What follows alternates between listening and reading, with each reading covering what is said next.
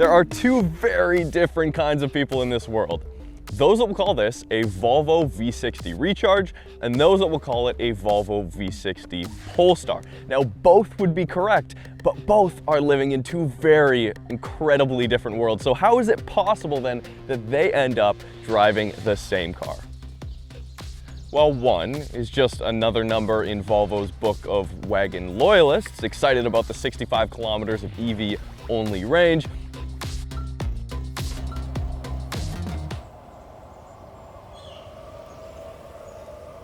And the other, well, they're over there nerding out over the adjustable suspension, hood popped at a gas station, making the brand look a little bit less reliable than it is.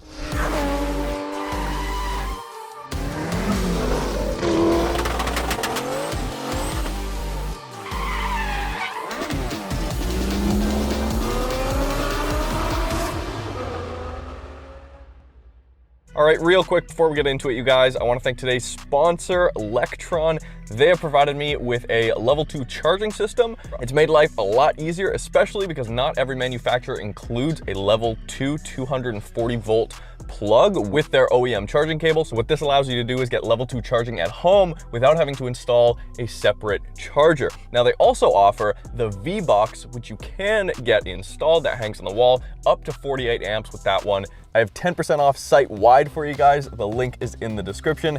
Thank you so much, Lectron, for sponsoring the video. And now back to the Volvo V60.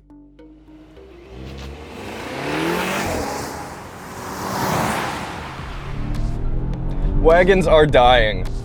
You guys already know this, but combine that with the fact that Volvo's Recharge plug-in hybrids accounted for 40% of their total sales this past February.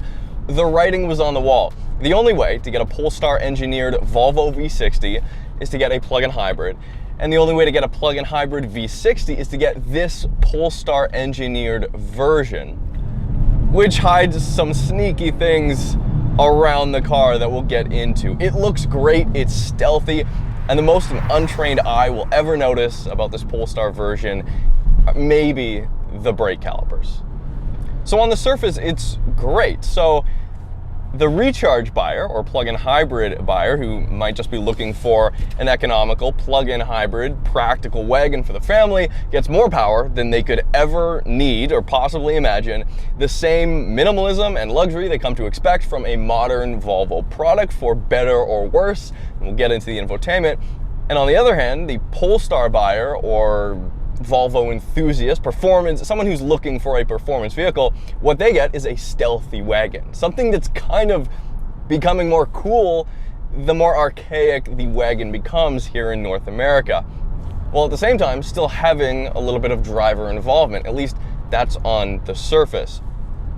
So what is enough power for a plug-in hybrid buyer? Well, here it has the same powertrain that's in the S60 I recently reviewed, and same with the XC90. So under the hood is a 2-liter turbocharged inline 4, and then of course we have an 18 kilowatt hour battery pack on board, which is almost double from the early versions of this Recharge.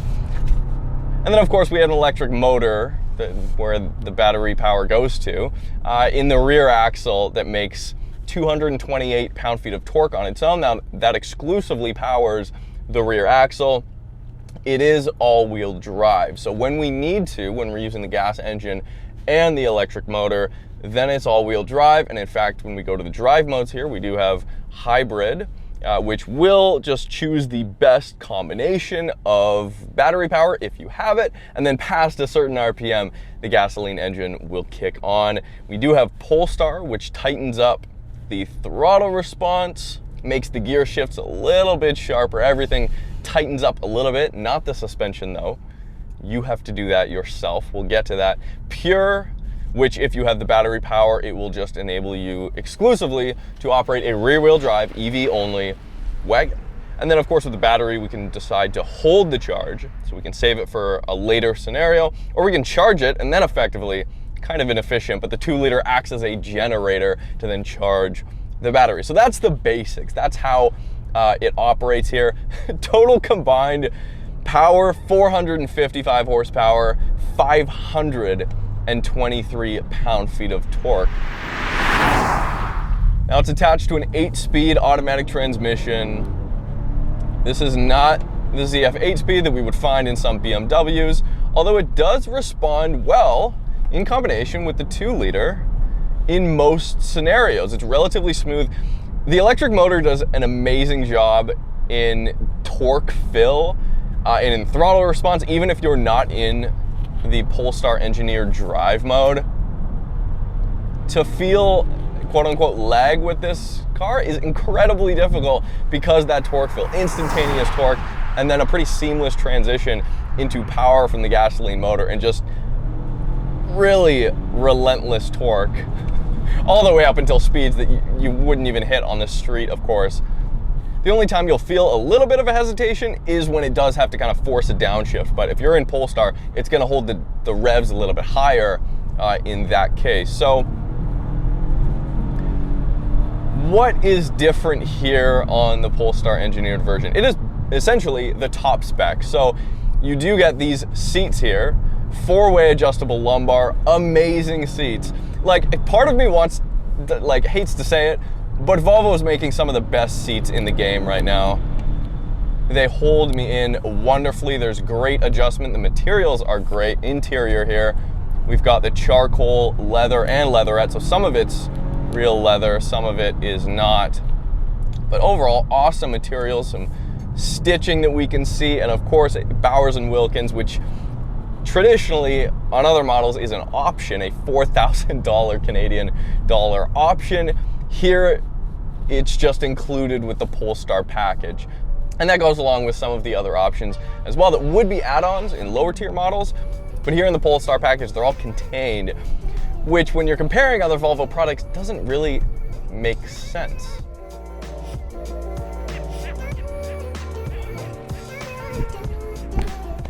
It's complicated for the Polestar buyer, but it didn't always have to be this way. Back when I drove the V70R, not called a Polestar, but still an enthusiast defined wagon, it had adjustable suspension way ahead of its time, especially for the wagon segment. It was adjustable just from inside the car. It was a lot simpler. So as time has gone on and the powertrain in these cars have become more and more refined, the driver involvement had to become way more insane and stand out even more. It's like today you have to do way more than you did 15 years ago to feel like, as an enthusiast, you're involved in the experience.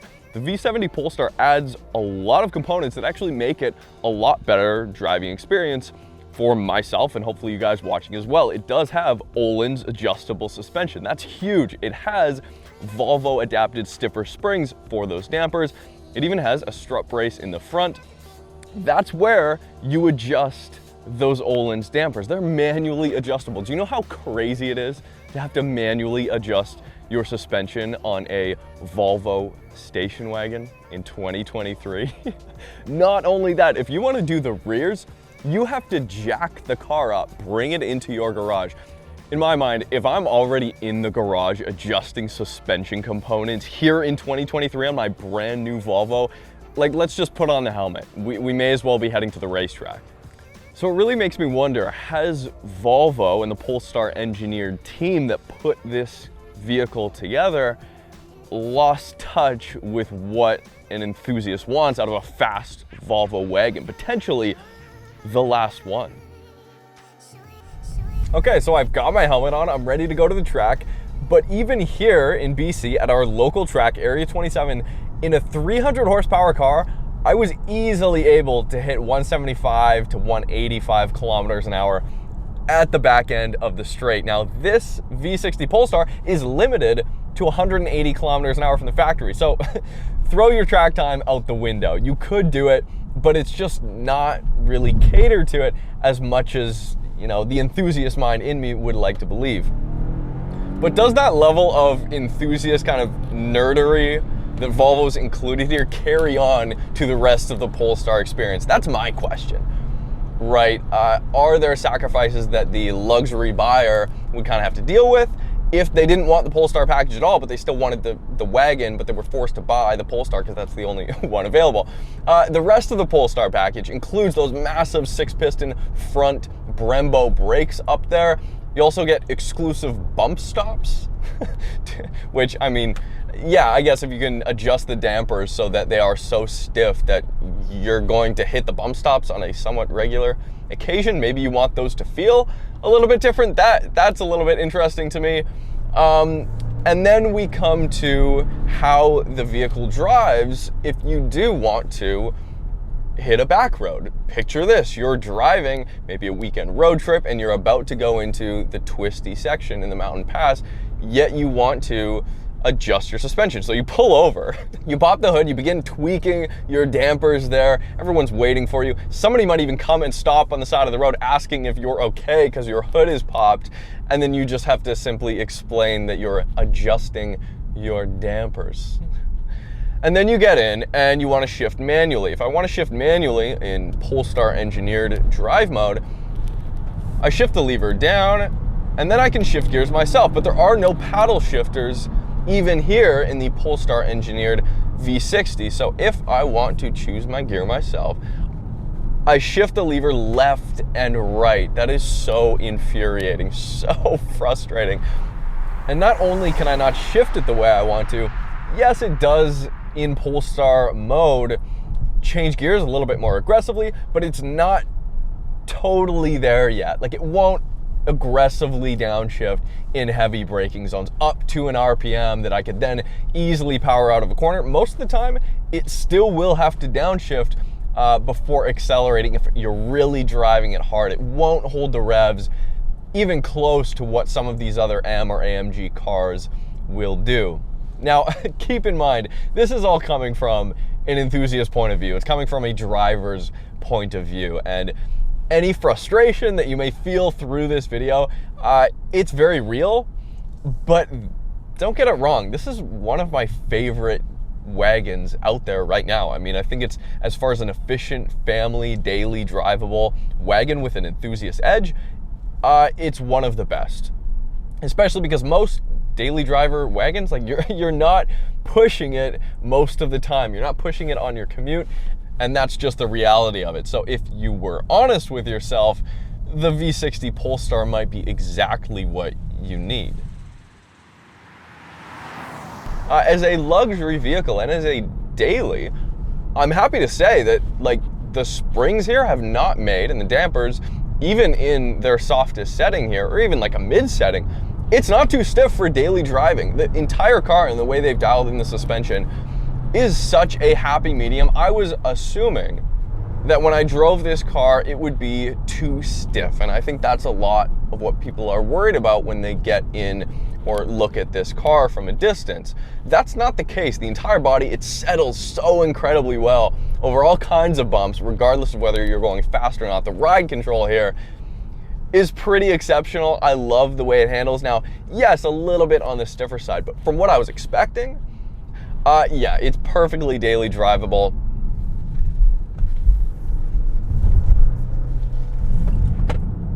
As we pass another V60, actually. Steering is not the greatest. It doesn't have the most feel.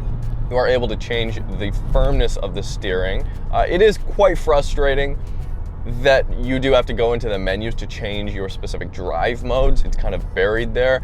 And then again, you know, things like the center console being completely non-existent. There's tons of room in the back seat. You get heated seats back there as well. Looking around at the rest of the competition, I cannot believe that Volvo's still building something like this. But my question is, who is buying the V60 Polestar? And has Volvo kind of just killed their own wagon? Okay, you can get the same powertrain, 455 horsepower, in the S60 for a lot cheaper because you're able to not spec the sound system and some of the other amenities that come standard in the Polestar engineered package, right? So I'd imagine that a lot of Volvo buyers would just bite the bullet on interior space that you get with the wagon and go for the S60, the sedan, or just head up market into an XC60 or XC90 SUV. The problem is the V60 Polestar is like really, really good at most things most of the time. But it's just over here hiding in the incredibly fast shrinking market that is the performance wagon. I mean, look at the competition. What else do we have? We can look at the Audi RS6 Avant, the Porsche Taycan Cross Turismo, maybe the Audi RS3 Sportback, but it's not even sold here. And if you look closely, it doesn't take a genius to figure this out, it's not even much longer than a Golf R, killing the argument altogether, okay? The V60 Polestar here is 350 pounds lighter than the Taycan Cross Turismo and 500 pounds lighter than the RS6 Avant. How did that happen? How is Volvo the one standing with a somewhat agile performance station wagon? See, Cross Turismo or Sportback, those sound cool. Wagon does not. I can't imagine Volvo redefines and revamps this generation V60 Polestar so that it can compete with the cool kids. And by default, that kind of makes it cool.